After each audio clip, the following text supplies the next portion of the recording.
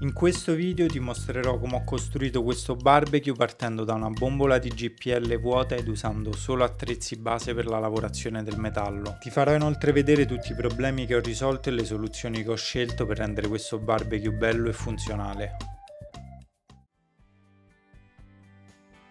Parto da questa bombola di GPL vuota che ho trovato online per 10 euro. Dopo averla svuotata del tutto la sdraio per terra e la inizio a riempire d'acqua. Questo serve a far uscire tutto il GPL residuo dentro la bombola ed evitare che mi esploda in faccia quando andrò a tagliarla a metà col flessibile. Tuttavia, non avendo un foro di sfiato, questo processo è stato abbastanza complicato e sono dovuto ricorrere a questa pompetta per travaso in modo da forzare l'acqua all'interno della bombola.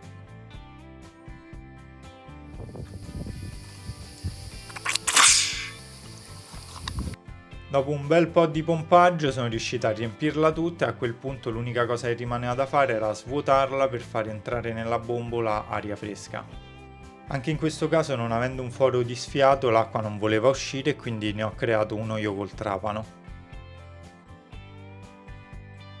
E visto che ancora non mi fidavo che la bombola fosse vuota, ho provato a incendiare gli eventuali residui di gas con lo stesso metodo usato dalla squadra artificieri per disinnescare le bombe.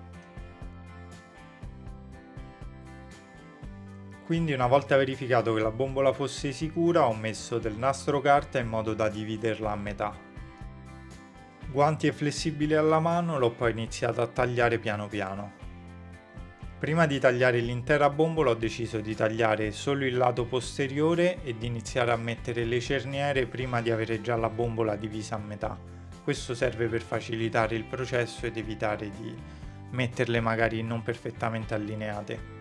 Poi, visto che la bombola ha forme tondeggianti e le cerniere invece erano belle squadrate, non mi piacevano e quindi ho stondato bene i bordi in modo da ottenere una cerniera un po' più coerente con la forma della bombola stessa. Queste cerniere nello specifico sono in acciaio inox e le ho pagate circa 3,50 euro l'una. Ho scelto l'inox piuttosto che il normale ferro zincato perché la zincatura, quando riscaldata a temperature molto alte, produce ossido di zinco, che è un composto piuttosto tossico. Nel frattempo, come si può vedere dal video, ho avuto dei problemi a smerigliare la vernice e mi si è formata questa lanugine che poi spiegherò più avanti. Ad ogni modo, tornando alle cerniere, le ho avvitate alla bombola con delle viti autoperforanti in ferro zincato e sì, lo so, non è molto coerente con quello che ho appena detto, ma non sono riuscito a trovare delle viti autoperforanti che non fossero in ferro zincato, quindi me le faccio andare bene. In ogni caso, se si volesse rimuovere la zincatura, basta lasciarle immerse nell'aceto per 1 o 2 giorni. Finita di tagliare la bombola col frullino, mi era rimasto questo pezzo dove non arrivavo con la lama e quindi, con un po' di pazienza, ho forzato la struttura e cercato di far saltare il metallo facendo leva. Ed ecco qui il risultato. Adesso non rimane che sverniciarle. In realtà avevo già iniziato a farlo provando con questo disco, ma si intasava tutto e creava una sorta di zucchero filato, per cui ho comprato un disco con grana 40 più grossolano che spero funzioni meglio. L'ho quindi montato sul flessibile ed effettivamente funzionava meglio, era più veloce e si intasava molto meno.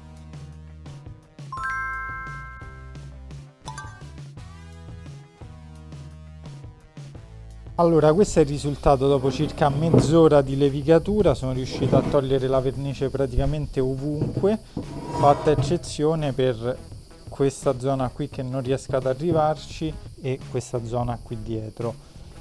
Adesso io potrei tagliare queste due parti e levigare tutto bene, però io voglio che mantenga l'identità di bombola questo barbecue, cioè che si veda proprio che è una bombola tagliata a metà. Quindi adesso devo trovare un modo di togliere la vernice da qua. Il lavoro è stato un lavoro veramente fatto un casino, cioè qua tutto spara questa sorta di polvere di vernice che adesso pulisco prima di inquinare tutto il terreno circostante. E niente, mentre scartavetravo anche la seconda metà della bombola mi si è intasato anche il disco da 40 e non ho potuto fare altro se non quello di accendere la fiamma con cui ho provato a scaldare la vernice e rimuoverla poi con la spazzola di metallo. Tecnica che ha funzionato ma era decisamente lenta e quindi ho provato a fare la stessa cosa ma con la spazzola per il flessibile. Anche in questo caso la tecnica non mi ha convinto del tutto e quindi sono passato a questo disco abrasivo per flessibile. Metodo decisamente più funzionale degli altri ma consumava dischi abrasivi a una velocità fotonica.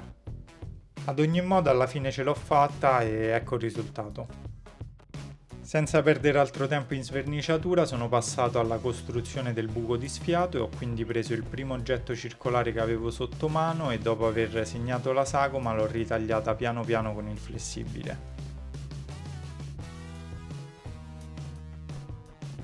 Ho dato poi una bella smussata al bordo e sono passato a prendere le misure per costruire la griglia dove poi poggerà la carbonella. Per costruirla sono partito da dei profili a C che ho tagliato a misura e che ho adagiato all'interno della bombola in modo da rendermi conto se tutto funzionasse. Visto che però l'interno della bombola è curva, ho dovuto smussare l'estremità di questi profili in modo da farli aderire perfettamente alla geometria interna della bombola stessa. Li ho poi messi in posizione e ricavato tutti i componenti che mi servono da 2 barre dell'8. Ho poi preso la saldatrice e iniziato a saldare i tondini ai profili a C in modo da tenerli in posizione.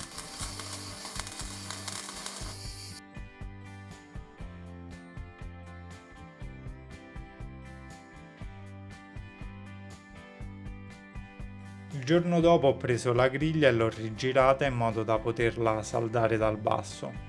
Questo mi serve perché da qui in avanti inizierò a saldare i vari tondini usandone un secondo come distanziatore, in questo caso i punti di saldatura che avevo messo all'inizio mi davano fastidio.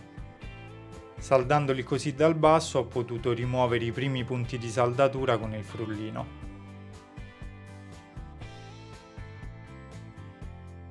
Fatto ciò ho iniziato mettendo il primo tondino come distanziatore e il secondo in posizione. Ho quindi dato un punto da un lato, rigirato il pezzo e dato il punto dall'altra parte. Per unire il profilo al tondino ho innescato l'arco elettrico partendo da un'inclinazione bassa e l'ho aumentata gradualmente in modo da coinvolgere anche il tondino sottostante. In questo modo ho creato una sorta di ponticello fra i due pezzi. Sono andato avanti saldando tutti i tondini che avevo tagliato e nella parte terminale della griglia ho aggiunto dei profili piatti a cui ho poi stondato il bordo in modo da rendere la forma della griglia più coerente con quella che è la forma della bombola. Ci è voluto un po' ma ce l'ho fatta, ecco qui il risultato finale. Questa praticamente è la griglia dove poggerà la carbonella. Qui ho messo questi profili qua in diagonale, non so se si capisce, in modo da adattarlo alla forma della bombola. Infatti questo si mette così e voilà, e praticamente va in posizione da solo. È super stabile e qua ho lasciato un po' di spazio per infilare le dita in modo da poterlo togliere e rimettere comodamente. Qui dentro ci stanno ben 4 metri di tondino dell'8, quindi questo robo pesa una quintalata. Ci ho messo un bel po' a farlo, circa un paio d'ore, questo perché chiunque salda abitualmente ad elettrodo sa che fare questi ponticelli qua non è cosa semplice, mi ci è voluto un po', specialmente all'inizio ho dovuto fare qualche tentativo, poi capita la tecnica sono andato avanti. Finita la griglia per la carbonella sono passato al sistema di apertura e chiusura dello sfiato. Ho cercato di posizionare più al centro possibile il tondino e l'ho saldato con un punto. Poi aggiungendo vari punti di saldatura attorno al tondino ho creato una sorta di alloggiamento per farlo ruotare. Alloggiamento che ho poi rifinito col flessibile. Allora ecco il risultato, praticamente lo sfiato è tenuto in posizione da questi 6 punti di saldatura che ho poi limato per far entrare perfettamente il tondino. È libero di ruotare e può essere tolto e rimesso in un attimo. L'unico problema, come si nota, è che rimane leggermente aperto, ma questo è perché non è perfettamente centrato il tondino. Ho quindi cercato di risolvere il problema con altri punti di saldature qua e là.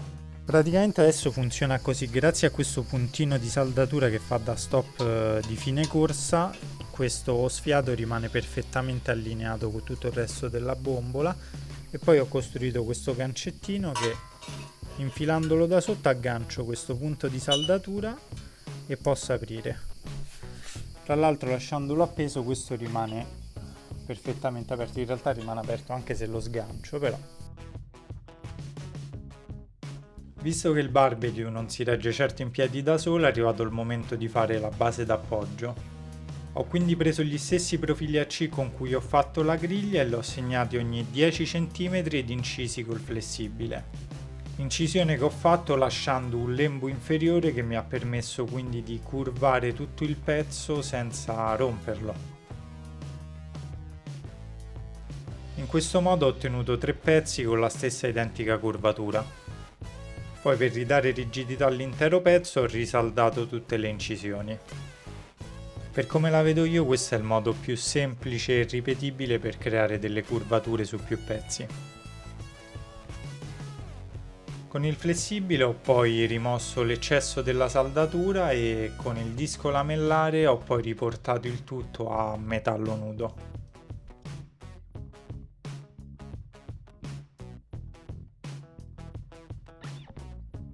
Ho poi saldato le gambe alla base del barbecue facendo molta attenzione a metterle dritte ed equidistanti fra di loro. Poi, una volta appoggiato per terra, mi sono reso conto di un problema piuttosto ovvio, ossia che tutto il barbecue oscillava molto visto che non aveva nessun sistema di triangolazione delle gambe che dava rigidità. Ho poi iniziato a pensare a come farlo e l'idea era quella di usare i tondini dell'8, ma non mi ha convinto pienamente quest'idea e quindi ho optato per i profili AC con cui ho fatto le gambe stesse.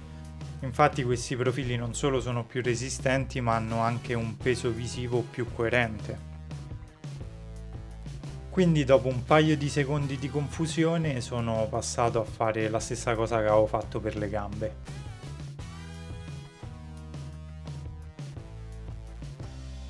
Prima di saldare questi rinforzi ho tagliato l'estremità con l'angolazione esatta con cui incidevano le gambe del barbecue.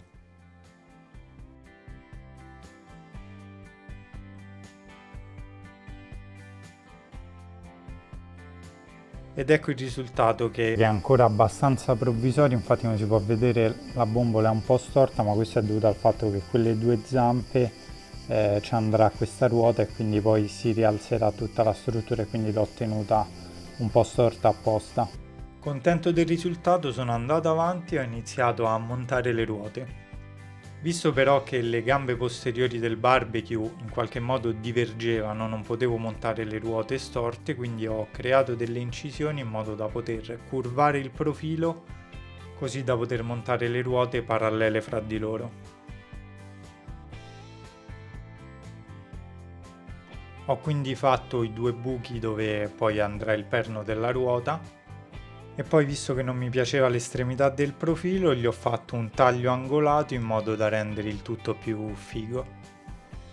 Ho quindi tagliato 2 pezzettini di profilo tondo di alluminio che ho poi inserito dentro al buco, ho messo la vite al suo interno, la ruota e il bullone a bloccare.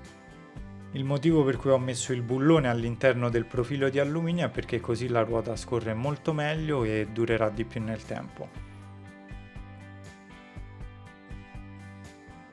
A questo punto ho potuto rimettere il barbecue per terra e provare il mio nuovo sistema di ruote. Lato scorrimento funzionava alla grande e il tutto era super fluido.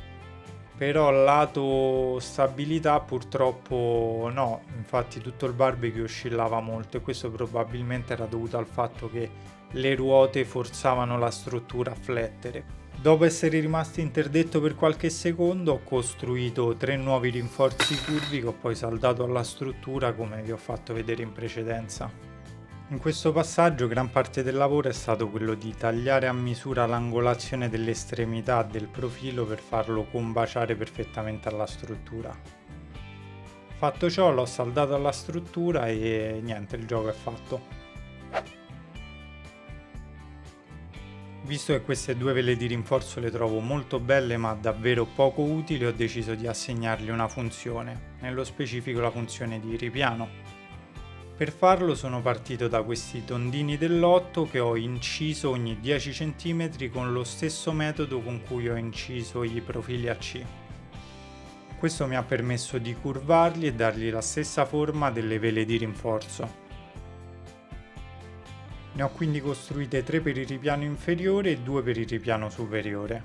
Ho poi risaldato tutte le incisioni e con la smerigliatrice ho tolto la saldatura in eccesso. Per concludere le ho saldate equidistanti fra di loro. E voilà!